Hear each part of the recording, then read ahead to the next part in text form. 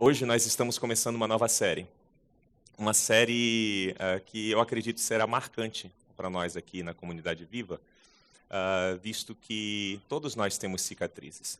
Nós começamos hoje a série Tatu.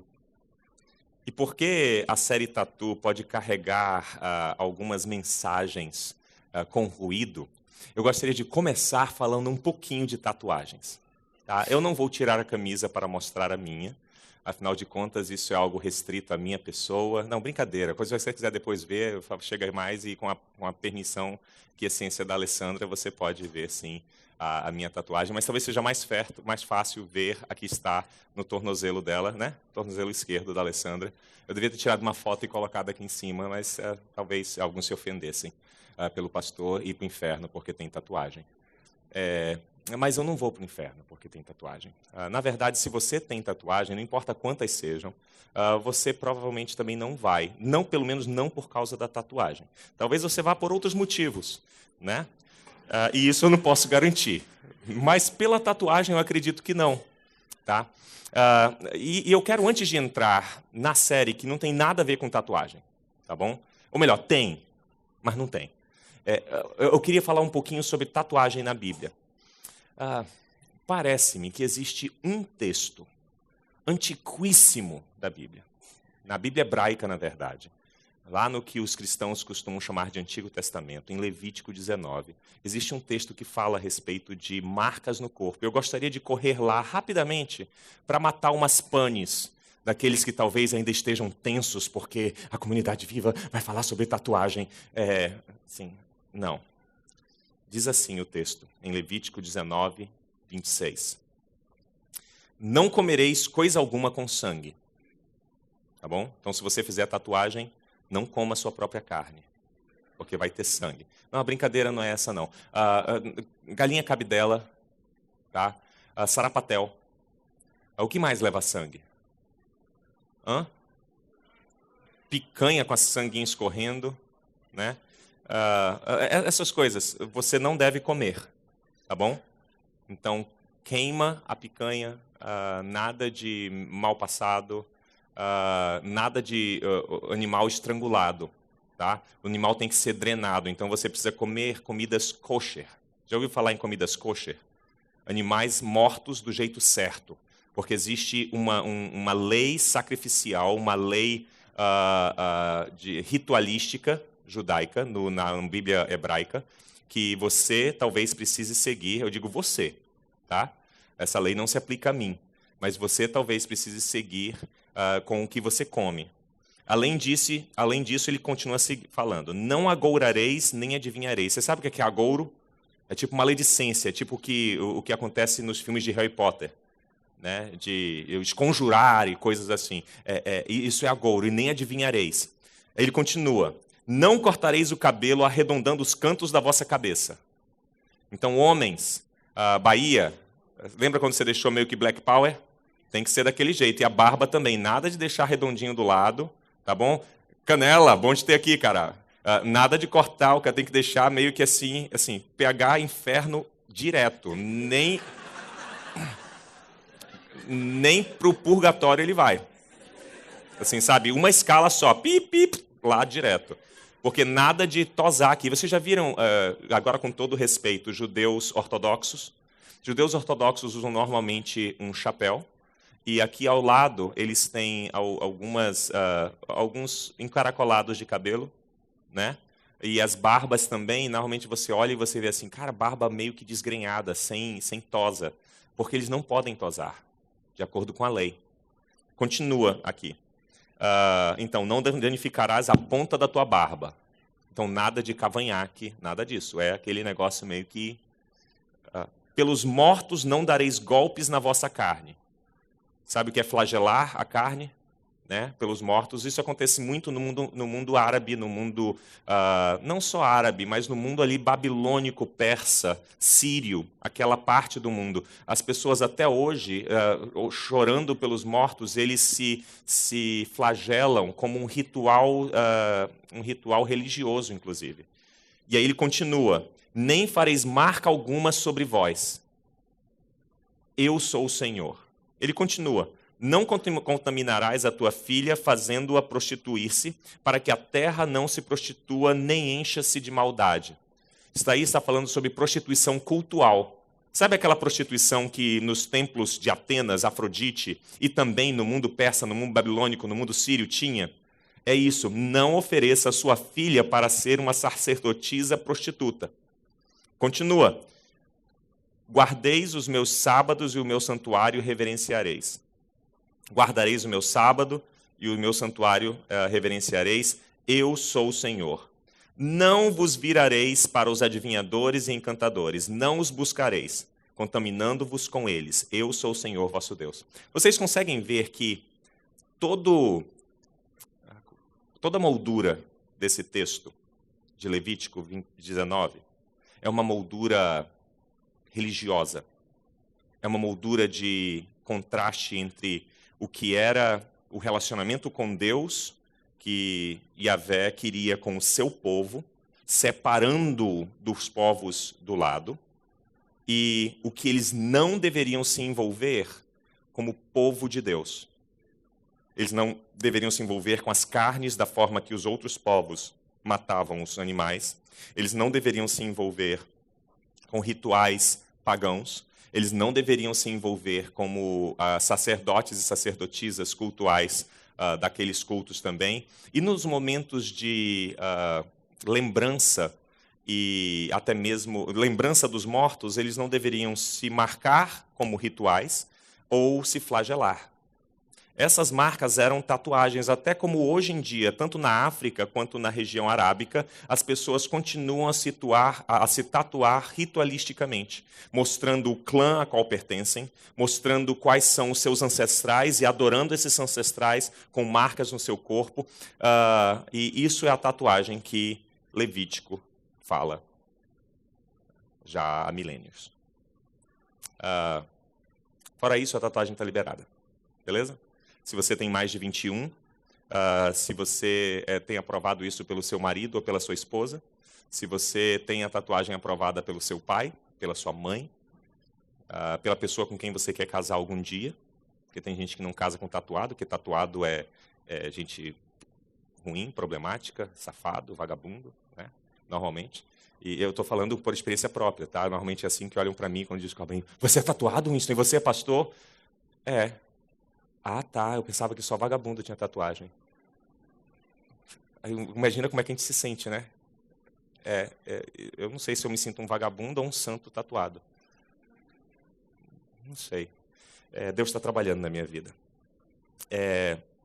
Uma palavra para os adolescentes.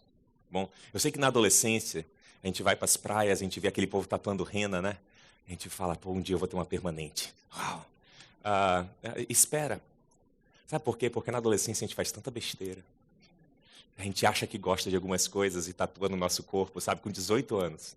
Aí com 30 anos a gente olha para aquele desenho e a gente fala que... isso mesmo. A gente se arrepende, aí não, poxa, o que é que eu fiz com isso? E agora não sai mais, tem essa marca. Aí chega a menina e fala: que negócio é esse? Poxa, deixa eu te contar, foi um dia que eu estava muito bêbado com 19 anos e eu resolvi fazer. Então, primeiro, não beba, e segundo, não faça a tatuagem agora. E nunca misture bebida com tatuagem. Às vezes é pior do que bebida e direção. Porque a direção, se você sobreviver, você às vezes não fica marcado. A tatuagem é pro resto da vida. Então espere para fazer a sua tatuagem, se você desejar fazer, depois dos 30. Pô, mas eu não vou mais querer. Beleza, se livrou de uma marca pro resto da vida. Faça depois dos 30, depois de casado, depois de ter filhos e tal, tudo feito aí. Sabe uma coisa? Aquela tatuagem que eu queria com 17 anos, eu quero fazer, vou fazer. Meu amor, eu vou fazer, vai comigo, vou. Faz nós dois. De boa, de boa. Mas não faça por pressão social, ou porque o pastor tem, ou porque os fulano de tal tem, Justin Bieber, Bruno Mars e todo mundo. Não. Esses caras fazem cada tatuagem macabra, cada coisa ridícula. Se você for fazer, faça o que você quer. Mas, se você, de repente, cresceu num ambiente religioso muito cerceativo, né, muito controlado, em que a tatuagem era pecaminosa, existe um texto na Bíblia que diz que você não deve fazer algo que a sua própria consciência condena. Então, não faça algo que a sua consciência condena. Você não é forçado a ter tatuagem de forma alguma. Você não precisa ter. Provavelmente você nem deve ter. Não só você, provavelmente qualquer pessoa nem deva fazer. Tatuagens podem sim transmitir várias doenças. Você pode ter problemas de cicatrização. Você pode ter um monte de coisa associada à tatuagem. Então, não faça. Tá? Mas principalmente se você tiver um problema com consciência com isso, não faça. Mas outra coisa, não julgue o teu irmão que fez. Porque talvez a tatuagem dele seja simplesmente a marca exterior de uma bênção interna. De uma grande libertação ou de uma grande vitória que ele teve na vida. De ele ter transformado uma cicatriz em tatuagem. E é sobre isso que nós vamos falar. A vida é bem dura. Eu acho que você sabe disso, eu não preciso passar tanto tempo explicando de quão dura a vida é. Depois de um certo tempo vivendo, e talvez os mais novos ainda não tenham tido essas experiências que deixam dores, feridas e cicatrizes. Mas a vida traz os seus reveses. Por circunstâncias da vida que nem Deus e nem o diabo controlam, às vezes. Coisas simplesmente acontecem. Se você me perguntar por que aconteceu o tsunami alguns anos atrás, eu não tenho resposta. Mas muitas pessoas perderam toda a sua família. Se você me perguntar por que aviões caem, eu responderei por erro humano. Normalmente. Mas normalmente não é por desejo humano.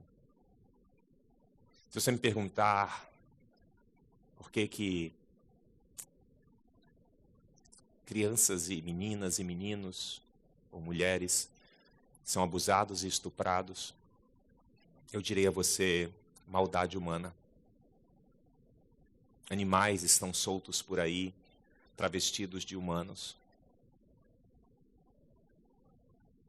E se você me perguntar onde é que está Deus em tudo isso, eu só posso afirmar para você que provavelmente Deus está sentado com as vítimas no colo, dando o fio de esperança que aquelas vítimas ainda têm. Mas permitindo que a história humana seja escrita pelos seus protagonistas, os seres humanos. A realidade é que a vida é dura. A vida traz dores. A vida traz marcas, a vida traz feridas, a vida traz cicatrizes. E eu tenho certeza que nós temos muitas. Casamentos quebrados, relacionamentos destruídos, perdas irreparáveis. Dias de dúvida agonizante ou até mesmo aquelas feridas que nós mesmos trazemos sobre nós. Sabe aqueles erros que cometemos que não julgamos corretamente as consequências no momento correto e por isso tomamos a decisão errada e muitas vezes achamos que pagamos o resto da vida por aquela decisão errada e muitas vezes pagamos mesmo. Neruda já disse que nós somos livres para escolher, mas somos eternamente reféns, escravos das consequências. Muitas vezes as nossas escolhas trazem consequências e cicatrizes eternas. Cicatrizes são muito interessantes. Porque elas são marcas de algo que aconteceu no passado. Mas elas têm, por alguma razão, o poder psicológico de nos lembrar não somente o fato, mas a grande maioria das cicatrizes, tanto físicas quanto emocionais, tem o poder de nos trazer de volta gostos, cheiros, sensações e medos. Você já viu isso? Sejam elas cicatrizes emocionais, psicológicas, espirituais ou físicas. Eu, pegando na minha cicatriz, eu consigo lembrar aqueles 5 segundos anteriores ao acidente. Eu consigo lembrar a dor quebrando o vidro com a minha cabeça. Eu lembro dessa dor. Eu consigo lembrar do sangue escorrendo e até mesmo do gosto do sangue em minha boca. Tudo isso, tocando na cicatriz. Eu lembro dos 3 dias que levou para essa ferida fechar. E eu não queria falar com a minha mãe a respeito disso, ela estava em Brasília, eu estava em Manaus. Eu lembro da agonia de, será que isso vai cicatrizar antes de eu voltar para Brasília? Mas essa cicatriz é muito pequena. Ela não me trouxe nenhuma outra consequência. Ela não me lembra nada mais além de um acidente inconsequente de 2 adolescentes dirigindo um carro. As outras cicatrizes nos lembram coisas horríveis que aconteceram em nossa vida. Hoje eu gostaria que nós iniciássemos um processo de cura. Porque nós não temos como apagar cicatrizes. Existem técnicas que as nossas dermatologistas, e aqui na CV nós temos ótimas dermatologistas, eu não vou citar nomes porque eu posso esquecer de alguma delas, mas eu conheço mais de perto 2 delas, 3 na verdade.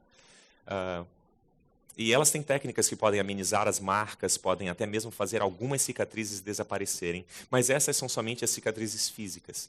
Se você talvez for para uma psicóloga, um terapeuta, talvez até um psiquiatra, você tenha como também amenizar as dores, os pesadelos e todas as coisas associadas àquelas cicatrizes da alma. Mas a realidade é que todas as vezes que eu passar a mão pela minha testa, vai continuar tendo uma cicatriz.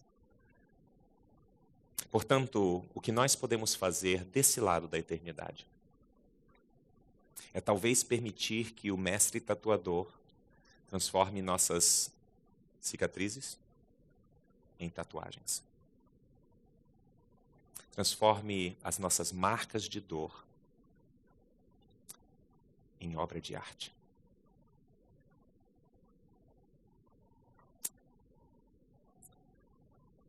Eu gostaria que você abrisse a sua Bíblia num salmo, sim, da Bíblia hebraica. Nós não temos salmos no lado do Novo Testamento, mas na Bíblia hebraica nós temos um livro chamado Salmos, que era um livro de cânticos, um livro de músicas, normalmente cultuais, do povo hebreu. Existe um salmo muito conhecido, talvez o mais conhecido de todos, que é o Salmo 23. E o Salmo 23 fala sobre a vida. E por que eu quero usar esse salmo para falar a respeito de tatuagem? Porque esse salmo nos dá alguns princípios a respeito de como a vida é e como Deus nos trata nessa vida. Olha como o salmo diz. Eu vou ler todo o salmo e depois nós comentaremos algumas coisas sobre ele. O Senhor é meu pastor, de nada terei falta.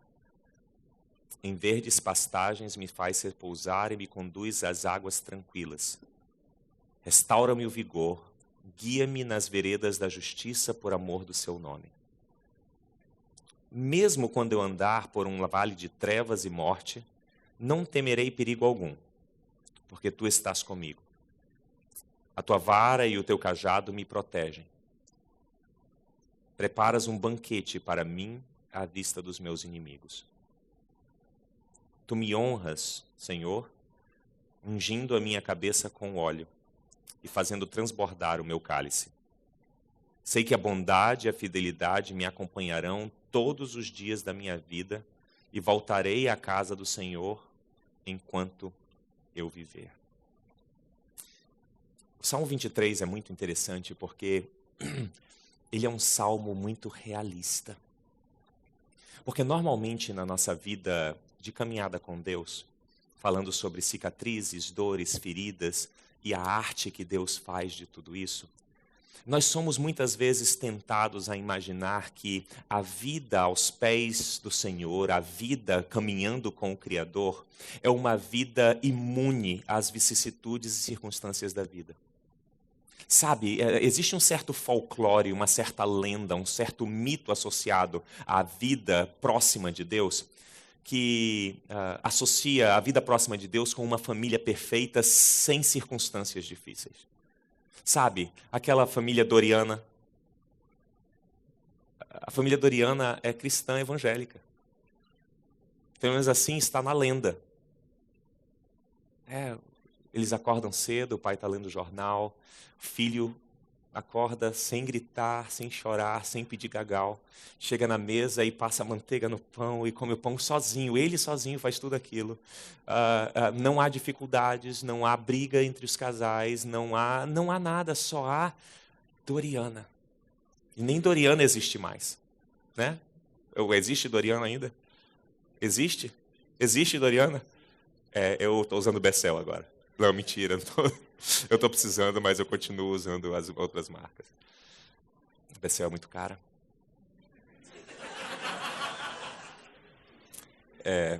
Mas pode baixar o preço se você quiser. Se algum executivo ou diretor da Becel estiver vendo, por favor, baixe o preço da margarina. Eu estou precisando dela.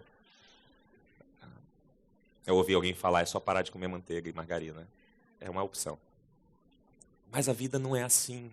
A vida não é um comercial de margarina. A vida traz dores e uma coisa belíssima, e talvez haja hoje críticos da Bíblia aqui, e se você é um crítico da Bíblia, ótimo, eu também sou. Se você é cético, ótimo, eu também sou. Se você é ateu, ótimo, às vezes eu sou. Às vezes até eu duvido que Deus existe. Quando a gente vê as coisas do mundo, é fácil duvidar, não é? Se você for um pouquinho coerente, você vai balançar sua cabeça dizendo sim. Mas a beleza da Bíblia é que a Bíblia não esconde essas coisas. Olha como inicia o Salmo 23. É um salmo tanto quanto vitorioso no início, esperançoso. O Senhor é meu pastor, de nada terei falta. Da forma que eu memorizei quando eu era um bacuri pequeno, ainda um guri, eu memorizei, o Senhor é meu pastor, nada me faltará. E nada, sabe o que significa nada no original hebraico? Nada. Sabe o que significa? Nada. Cara, isso é profundo demais. Nada significa nada.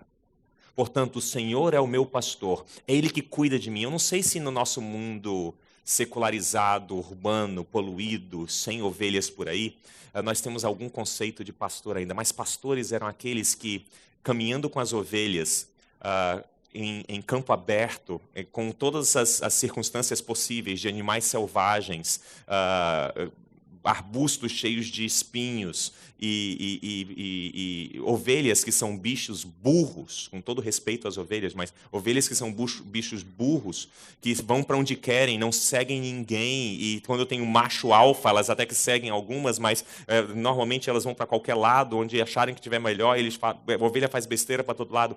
O pastor é o que cuida, mas que cuida muitas vezes fazendo a ovelha fazer o que é necessário, não o que ela quer.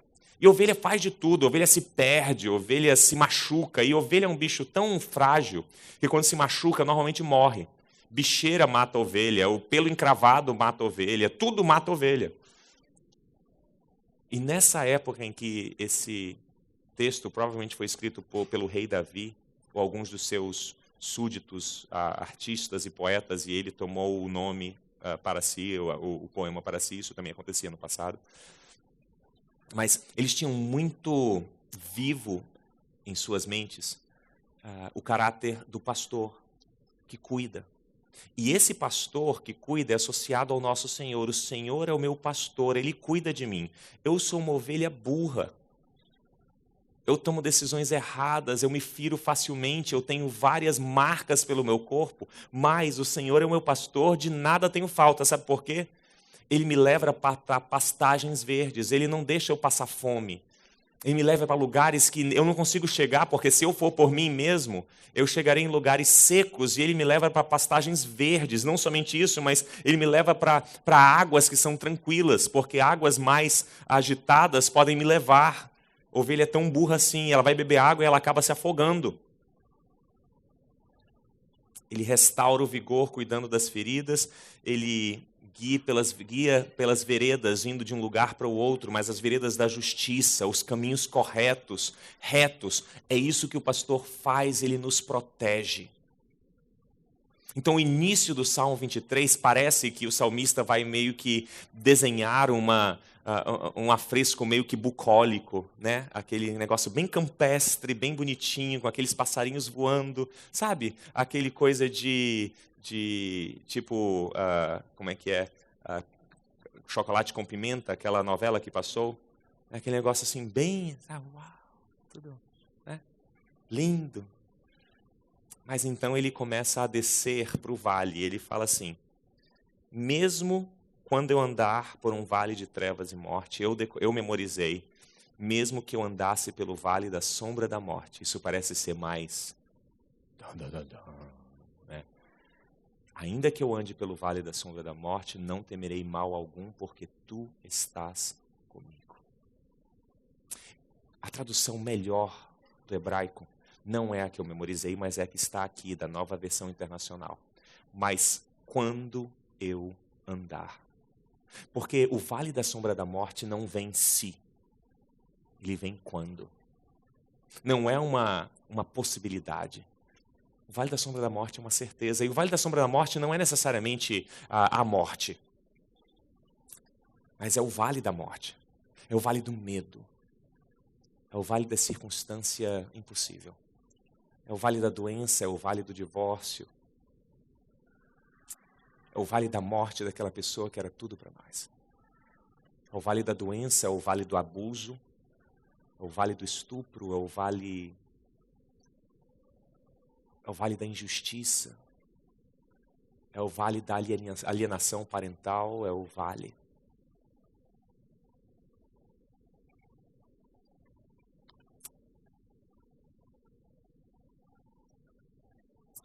Davi conhecia esse vale.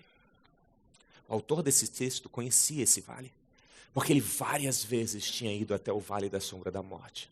E ele revisitava esse vale de vez em quando, por decisões errôneas dele e também por perseguição externa. O sogro dele tentou matá-lo algumas vezes. Ele matou pessoas, Davi. Ele matou um dos maiores generais do exército dele para ficar com a esposa dele.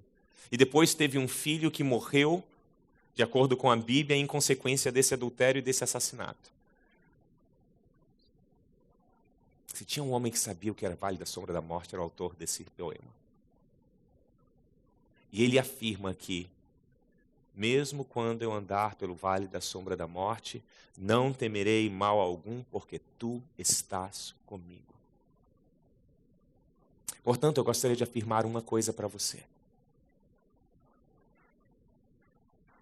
As circunstâncias, decisões, erros, pecados, problemas que você enfrentou, dificuldades que outros causaram a você, mágoas, marcas, dores. Quando tudo isso aconteceu, causando feridas, dor e cicatrizes, Deus estava caminhando do seu lado. Talvez a sua pergunta seja, por que Ele permitiu? Por que Ele deixou que essas coisas acontecessem? Isso é injusto.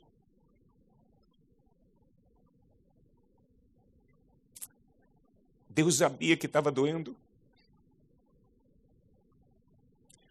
Sabendo que estava doendo, por que Ele permitiu? Por que Ele deixou que essas coisas horrendas acontecessem? Por que Ele deixou que eu errasse? Ele podia ter gritado de lá e dito, não entra por aí. Ele não fez nada disso. Houve um homem na antiguidade também que fez todas essas perguntas. Um romance que existe na Bíblia hebraica chamado Livro de Jó. Jó faz todas essas perguntas depois de passar por sofrimentos atrozes. Perder toda a sua família.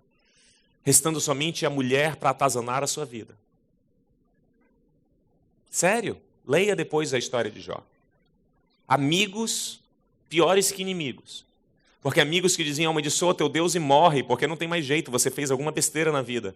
E Jó continuava dizendo, eu não fiz nada, eu não tenho nada, e eu estou passando por tudo isso gratuitamente, eu vou ter com meu Deus e vou perguntar para Ele. No meio de tudo isso, Jó afirma, o meu Redentor vive, eu sei disso, e um dia Ele vai se levantar sobre a terra e vai me redimir. Era isso que Jó dizia em meio ao seu sofrimento. E entre um soluço e outro ele virava a Deus e perguntava por quê? Por quê? Por quê? não é justo, não há razão, não há circunstância para tudo isso. Por quê? A resposta de Deus para ele foi o silêncio. Você pode construir teorias, teses de doutorado sobre a razão do sofrimento. Você pode justificar o sofrimento de todas as formas que você desejar. A humanidade já faz isso, talvez há mais do que você possa imaginar, há mais tempo. Alguns já associaram a erros e pecados, outros já associaram a agouros de deuses, a ira de Deus, outros já associaram a problemas da vida e que acontece e tudo mais, que Deus não existe ou que Deus está muito longe para fazer qualquer coisa. A resposta de Deus nesse romance chamado Livro de Jó é silêncio ou uma pequena pergunta.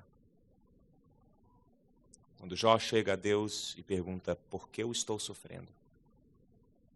Deus faz a seguinte pergunta a ele. Jó, onde é que você estava quando a cabrita estava parindo no topo da montanha? Eu não estou brincando, é essa a pergunta que Deus faz. E então Jó se cala. Porque a pergunta de Deus é mais ou menos a seguinte. Jó, é a seguinte, eu posso até tentar iniciar a te explicar o porquê do sofrimento. Mas antes de eu te responder, vamos para coisas mais simples. Quem é que cuida de uma cabrita sozinha parindo no topo da montanha gelada?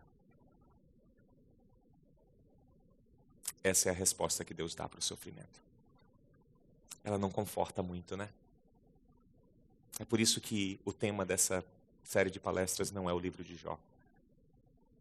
Mas o nosso livro-texto é Salmo 23, porque, mesmo provavelmente conhecendo a história de Jó, Davi escreve, ainda quando eu andar pelo vale da sombra da morte, mesmo que eu experimente a experiência de Jó, eu não temerei mal algum, porque tu estás comigo. Davi não tem respostas. Davi tem o conforto da presença de Deus. Só isso, nada mais. A tua vara e o teu cajado me protegem. Preparas uma mesa perante mim na presença dos meus inimigos.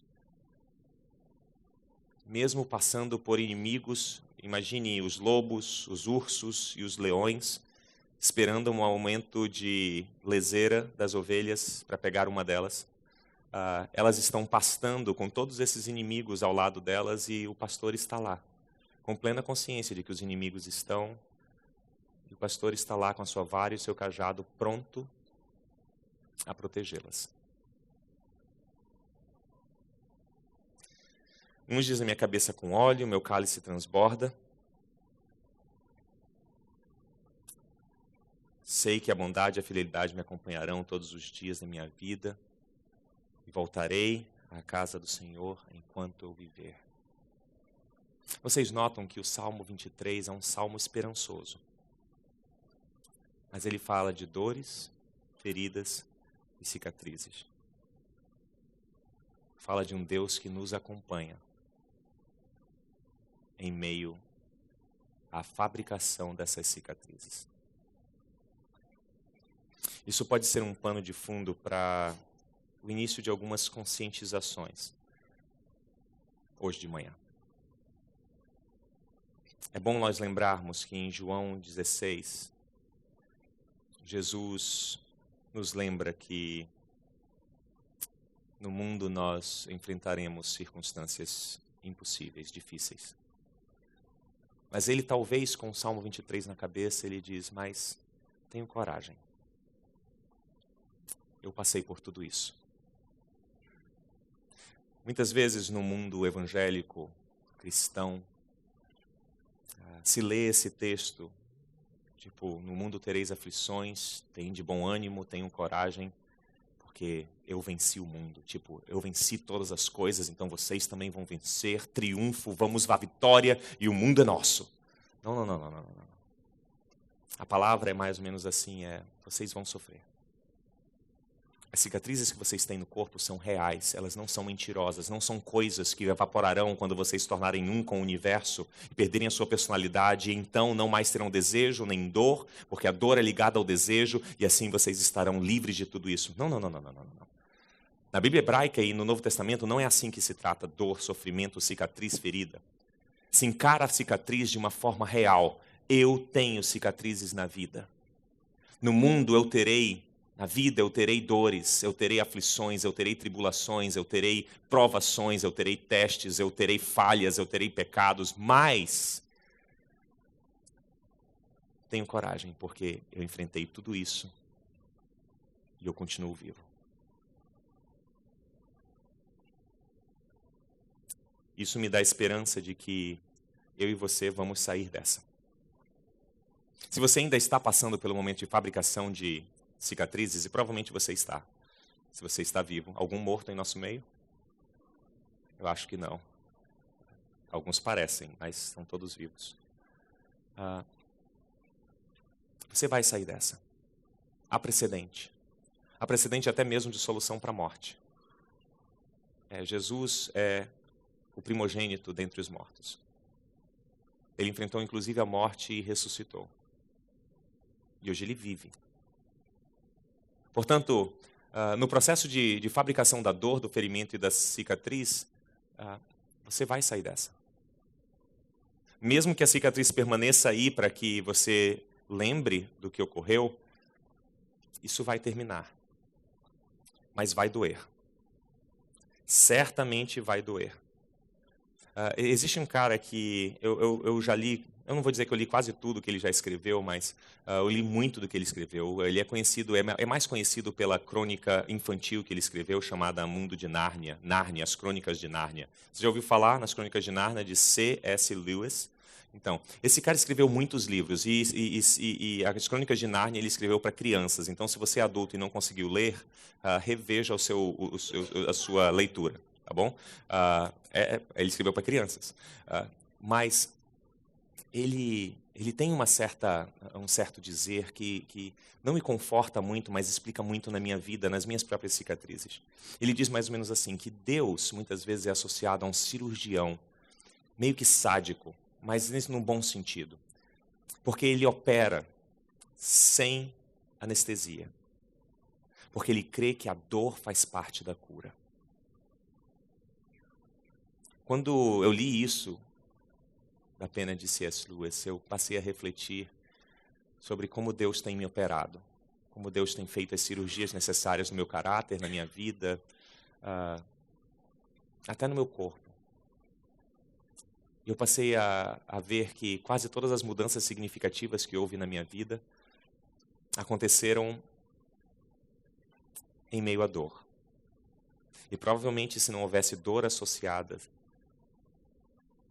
às circunstâncias, as transformações não teriam ocorrido. Haverá dor. A vida traz dor. Já disse o grande sábio Dr. House que a vida é dor. E ele conhecia a dor muito bem. Outro ponto que eu acho que você precisa encarar de frente é que no mundo tereis aflições. O mundo não é rápido. O mundo dura a vida toda. Winston, que esperança, eu vou passar a vida toda com dor. Não é isso. É que, às vezes, a gente quer simplesmente que a dor vá embora. É por isso que você toma analgésico, é por isso que você toma anti-inflamatório e tudo, para só parar de doer. Você não quer ir para o médico resolver a sua enxaqueca. Eu tenho enxaquecas, eu nunca fui para o neurologista por elas. Eu sempre tomei remédio que alguém me receitou na saída do shopping. Porque nós queremos que a dor vá embora. Normalmente, nós não queremos resolver o que nos traz a dor. Então, provavelmente, essa dor vai durar até o dia em que, talvez você, se for esse o caso, você se submeta ao tratamento, para que a dor vá embora. E o tratamento hoje que nós estamos falando é o tratamento do Salmo 23. Ainda, ou mesmo, ou quando eu andar pelo vale da sombra da morte, eu não temerei mal algum, porque eu sei que tu estás comigo. Porque muito da dor que nós temos se associa ao medo da dor. Então, quando nós vemos algo parecido com aquela faca que nos cortou o dedo há algum tempo atrás e deixou as marcas, nós trememos por dentro. Aí, quando nós temos a oportunidade de um novo relacionamento, nós, às vezes, trazemos toda a carga de cicatriz do antigo casamento para esse novo relacionamento. Aí nós temos mais problemas relacionais, em vez de permitir que as cicatrizes curem e sejam transformadas em belas obras de arte. Porque mesmo que eu ande pelo vale da sombra da morte, eu não temerei mal algum, porque tu estás comigo. Nós podemos enfrentar qualquer coisa, não é isso que diz Paulo? Tudo posso naquele que me fortalece. E o tudo posso naquele que me fortalece, que você vê nos para-choques e nos vidros de carros aí, não é presente de Deus. Não, tudo posso naquele que me fortalece eu posso ser apedrejado, eu posso sofrer naufrágios, eu posso ser açoitado, eu posso ser preso, eu posso até morrer. Tudo posso naquele que me fortalece. Eu posso enfrentar as cicatrizes da minha vida e olhar para elas e ver o tatuador mestre fazer uma obra de arte nelas, porque tudo posso, porque ele me fortalece. Olha que Pedro. Vocês lembram de Pedro? Sabe Pedrão? Pedrão era um cara interessante. Ele falava e depois pensava. Ele agia e depois se arrependia. Ele era um cara muito parecido com você, provavelmente. Ele era humano, tão humano. E eu acho até legal que a Igreja Católica Apostólica Romana associe ao seu primeiro patriarca um homem tão humano, tão cheio de defeitos como eu e você, tão pecador, tão eu. Tão traidor. Lembra que ele trai Jesus, ele nega. Ele, ao ser confrontado naquele momento de grande dor, porque o seu Messias está sendo açoitado e morto, e ao ser questionado sobre, você também estava com ele, você é um daqueles que estava seguindo, você é um dos líderes. Ele diz, não, vocês estão loucos, eu não conheço. Eu imagino a cicatriz na alma, a dor pela traição, a dor pela negação do seu próprio Senhor. Provavelmente o homem, o ser que ele mais amava. É esse Pedro que diz, lancem sobre ele, sobre Jesus, toda a sua ansiedade, porque ele tem cuidado de vocês. Sabe quando a agulha estiver em cima do osso, só os tatuados entenderão. Quando a agulha estiver em cima do osso do cotovelo, ou na canela, e não der mais para aguentar, lancem toda a ansiedade sobre ele, porque ele tem cuidado de vós. Vocês conseguem ouvir aí o Salmo 23? Ainda que eu ande pelo vale da sombra da morte, não temerei mal algum, porque tu estás comigo. Lancem sobre ele toda a vossa ansiedade, porque ele tem cuidado de vós. A vida traz dores, mas ele está ao nosso lado, por toda a vida. Por fim, eu gostaria de lembrar vocês o que Jesus mesmo diz em Mateus 11. Olha o que ele diz. Venham a mim todos vocês que estão cansados e sobrecarregados, e eu darei descanso a vocês. Tomem sobre vocês o meu jugo e aprendam de mim, pois eu sou manso e humilde de coração, e vocês encontrarão descanso para as suas almas, porque o meu jugo é suave e o meu fardo é leve. Esse é o nosso pastor, na vida de dores, feridas e cicatrizes. Eu não tenho dúvida alguma que a sua vida terá circunstâncias de dificuldades que trarão dores ou já trouxeram cicatrizes. Provavelmente, se nós abríssemos os microfones para que conversássemos um pouco aqui, nós poderíamos passar a próxima meia hora tendo histórias atrás de histórias de momentos difíceis, de dores, de derrotas, de marcas profundas na vida. E muitos de nós tentamos sublimar essas coisas, né? Nós colocamos dentro de uma gaveta, fechamos essa gaveta, trancamos, colocamos piche sobre ela, asfaltamos e fingimos que aquilo não mais existe. O que acontece com essas cicatrizes é normalmente elas apodrecem e depois de um tempo elas explodem com pus. Eu acho que hoje nós podemos iniciar um certo desafio. Sabe, nas cicatrizes da sua vida, eu não sei o que foi. Talvez alguns eu saiba, mas a grande maioria eu não sei. Eu não sei por onde você andou, eu não sei o que bateu em você, eu não sei quais são as mágoas, a bagagem, as mochilas que você carrega. Eu não sei qual foi a mulher que te traiu, o homem que te adulterou. Eu não sei se você foi abusado ou abusada. Eu não sei quais são as dúvidas de vida, sabe, aquelas que a gente carrega da nossa identidade, da nossa sexualidade, do nosso gênero, da nossa dor, de tudo mais. A nossa vida humana é tão complicada. Às vezes, no mundo evangélico cristão, a gente tenta simplificar as coisas, né? Tudo é simples na Bíblia, alguns dizem. Lê a Bíblia e ora. Eu já ouvi tanto isso. Se ler a Bíblia e orar funcionasse para todas as coisas, nós não teríamos pessoas chorando hoje. Porque eu tenho certeza que você já leu muita Bíblia e já orou bastante. Talvez tenha orado como Jesus: Senhor, afasta de mim esse cálice. Eu não aguento mais.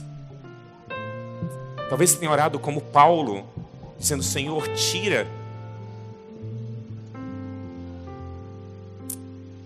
esse espinho da minha carne, porque eu não aguento mais. E talvez vez após vez você ouça de Deus: a minha graça te basta. Porque quando você é fraco, eu sou forte. Você consegue ouvir o Salmo 23? Ainda quando eu andar pelo vale da sombra da morte, não temerei mal algum, porque tu estás comigo. A minha graça te basta. Quando sou fraco, aí é que sou forte. Porque a realidade é que você não tem como evitar andar pelo vale da sombra da morte. Você não tem como evitar isso. Você pode evitar alguns vales.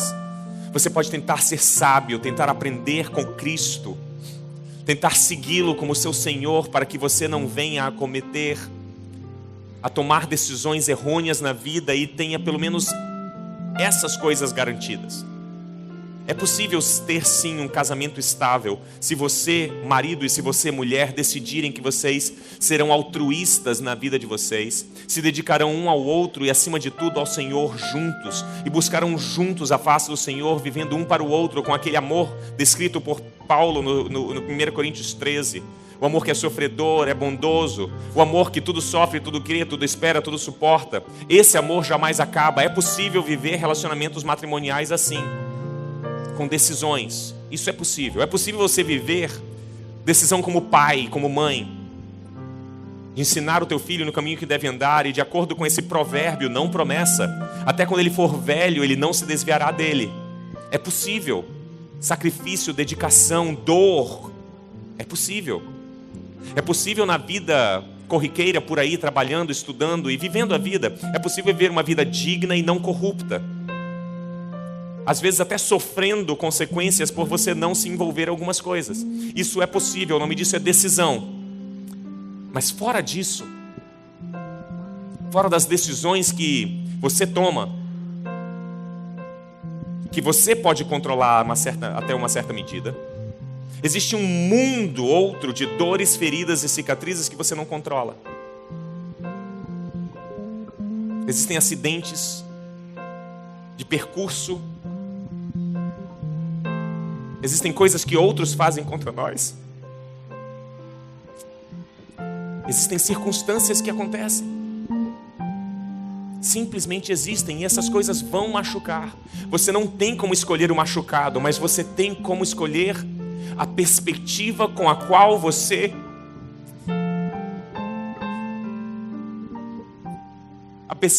pela qual você olhará para essas cicatrizes. Você pode olhar essas cicatrizes com mágoa, dor e sofrimento e passar o resto da vida permitindo que essas cicatrizes horríveis determinem quem você é. Você pode fazer isso.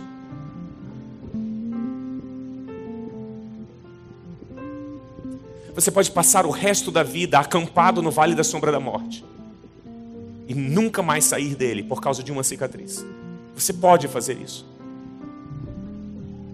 Mas o texto diz que ainda que eu passe Mesmo quando eu passar pelo vale da sombra da morte, eu não temerei mal algum, porque tu estás comigo. A vida é dinâmica, você pode sair.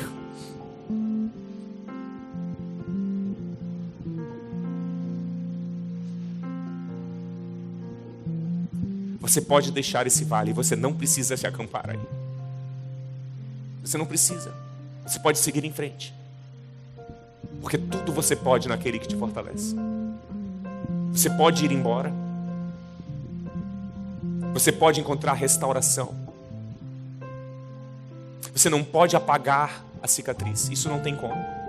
Muitos tentam dizer, não, eu nem lembro mais o que aconteceu. Talvez você seja um abençoado e tenha essa memória curta. Mas a grande maioria de nós vai lembrar. A cicatriz permanece. Você não tem como mudar esse fato. Mas você tem como escolher se você quer uma cicatriz ou uma tatuagem. Sabe, as duas coisas são a mesma coisa. Tatuagens são cicatrizes coloridas, feridas, queimaduras que saram depois de um tempo e deixam marcas, trazendo memórias de coisas que aconteceram ou de vitórias que ocorreram. As cicatrizes são a mesma coisa. Só que normalmente as tatuagens são feitas por um mestre tatuador, um artista, e são obras de arte, normalmente. A grande maioria dos casos, as tatuagens são obras de arte. As cicatrizes, entretanto, são lembranças grotescas de dor. As tatuagens trazem dor também. No momento de fazer a tatuagem dói. Às vezes dói um pouquinho, às vezes dói mais, às vezes dói muito. Algumas tatuagens demoram a vida toda para completar quando você faz a costa toda. Outras são pequenininhas só para lembrar de algum fato da vida. Alguma amizade muito próxima, alguém que passou e você não quer esquecer. Alguma assinatura de alguém muito amado. Um desenho que alguém deixou no papel. A marca de um casamento que te marcou positivamente e que vai durar toda a sua vida. Isso são cicatrizes, chamadas hoje de tatuagens, marcas que nós celebramos por circunstâncias da vida. Isso você pode escolher. Sabe o que você vai precisar fazer? Você vai precisar chegar até o estúdio de tatuagem com o mestre tatuador, e aqui eu falo figuradamente, eu estou falando do trono da graça e de Deus. Você terá que chegar ao lado dele e dizer assim, sabe, algumas coisas têm acontecido na minha vida. Aconteceram.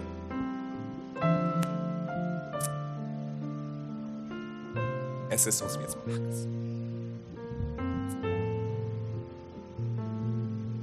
Eu tenho cicatrizes por todo o corpo. Eu não sei como,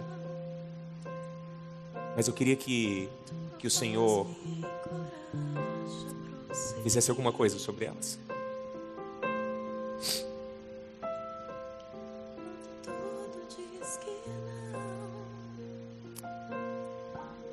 Eu queria que você, Senhor, usasse as cores mais vibrantes.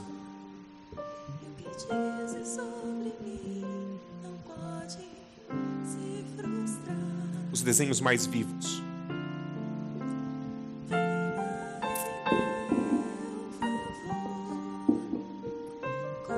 Porque eu quero que essas cicatrizes sejam uma obra de arte.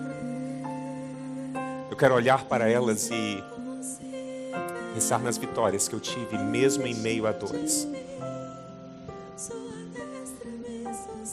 Eu quero olhar para essas cicatrizes e lembrar que quando eu estava no vale da sombra da morte, eu tinha a tua presença comigo. Você terá que sentar naquela mesa do tatuador, naquela cadeira, estender o braço, as costas, o torso, terá que permitir que Ele faça essa obra de arte. Essa decisão é sua. A cicatriz não. A decisão é: você vai ficar com a cicatriz? Você vai deixar que o tatuador faça uma arte? Essa é a sua escolha. Só você pode fazer isso.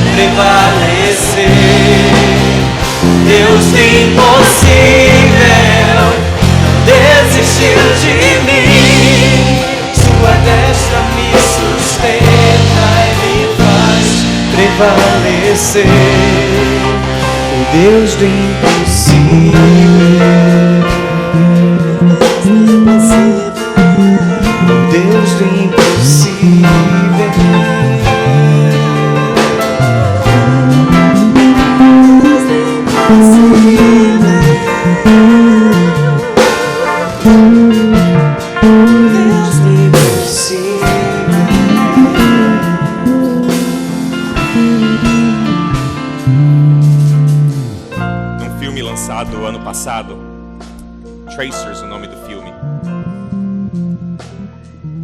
Em algum momento do filme, um dos protagonistas diz: eu ouvi dizer uma vez que tatuagens são como cicatrizes, mas você as usa no exterior para mostrar a dor interior. Eu não concordo com esse protagonista. Tatuagens são sim como cicatrizes, mas tatuagens não são a expressão exterior da dor. Com todos os tatuados e tatuadores com os quais eu já conversei, as tatuagens têm um símbolo normalmente de ressignificação de dores. ou de celebração de vida. Eu desafio você a permitir que Deus faça isso na sua vida. Porque sim, é verdade, como nós cantamos agora, Ele não esqueceu. Afinal de contas, quando eu andar pelo vale da sombra da morte, eu não temerei mal algum, porque Tu estás comigo. Ele estava lá. Eu não sei por que aconteceu, mas Ele estava. Provavelmente Ele tinha você no colo quando tudo acontecia.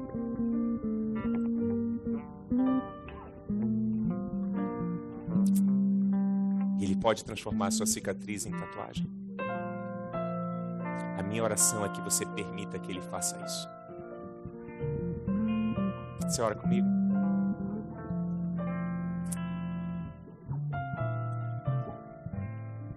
Pai, nós temos tantas dores.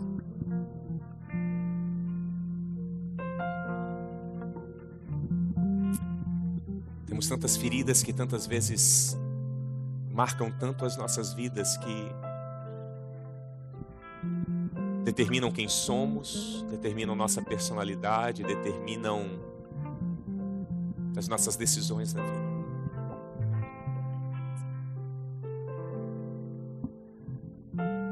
Pai, tantos de nós chegamos aqui esta manhã com cicatrizes, feridas ainda abertas, muitos, e com dores extremas. Escravos de circunstâncias que aconteceram há tanto tempo atrás. Ou ainda dolorosos por coisas que aconteceram ontem à noite. Senhor, nós sabemos que Tu és um Deus bom, misericordioso e gracioso, e acima de tudo, Tu és amor. Então, Pai, nós Te pedimos que Tu derrames sobre nós de tal forma o Teu Espírito Consolador, que essas cicatrizes sejam transformadas em tatus,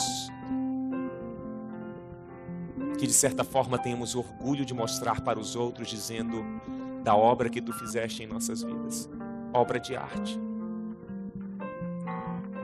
Senhor, muitos de nós estamos tão marcados que até a nossa identidade se perdeu. Muitos de nós não sabemos quem somos mais. Senhor, eu Te peço que Tu refaças a nossa identidade. Tu novamente mostres a cada um de nós quem somos. Principalmente com a consciência de que somos imagem e semelhança Tua. Somos dignos por isso. E que fomos redimidos pelo sangue de Jesus Cristo e por isso perdoados.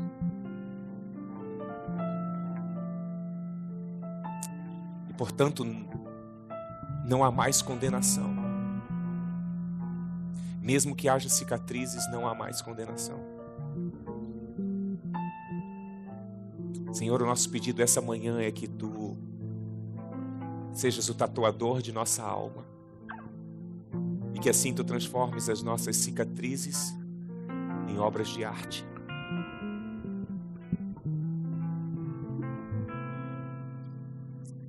Obrigado pela obra que Tu já estás fazendo. E é no nome daquele que forneceu a tinta para essa obra. Tinta vermelha, cor de sangue.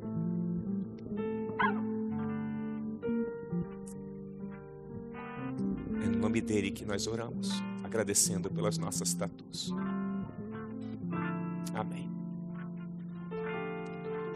Num domingo como esse, é muito natural que você saia daqui desejoso talvez de falar com alguém, de falar sobre as suas cicatrizes, feridas e tatus. Se esse é o caso, ainda provisoriamente, porque estamos tentando desenvolver isso aqui na comunidade, mas eu gostaria que você passasse ali no Viva On, e Daniel e mais algumas pessoas poderão inicialmente tentar conectar você com algumas pessoas para que você converse com alguém durante a próxima semana ou talvez o próximo mês. Às vezes precisamos de mais tempo. Mas você não está sozinho. Nós não queremos que você passe por essa cadeira de tatuador sozinho.